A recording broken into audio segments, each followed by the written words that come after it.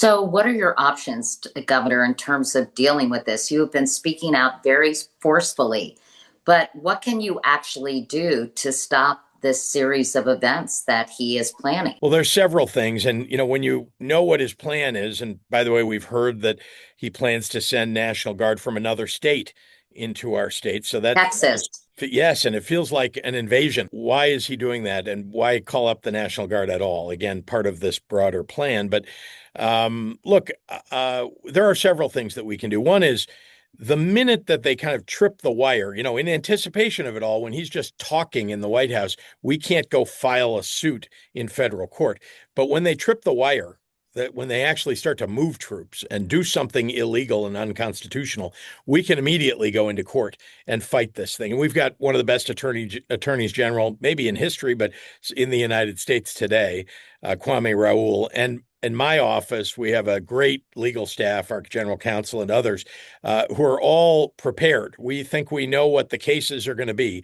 We're certainly going to point at California and what happened in that federal court just the other day, where they were denied the ability to have kind of a nationalized police force using the National Guard in California. So we're ready to fight it in court. Second, we are ready on the ground telling the people of Illinois and of Chicago, first, don't interfere. Don't cause mayhem on the streets. That's what they want you to do.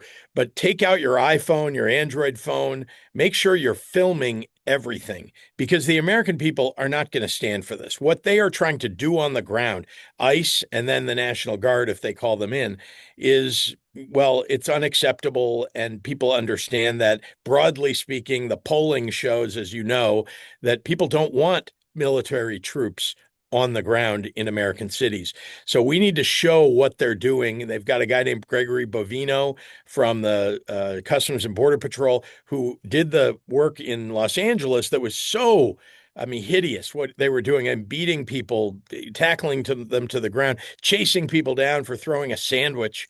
And they want to cause this kind of mayhem. And this guy, Gregory Bovino, is in charge of the operation here in Chicago. So all of these things, kind of catching them do it, making sure people on the ground know what their rights are, and going to court. Those are the things that we think immediately we can do.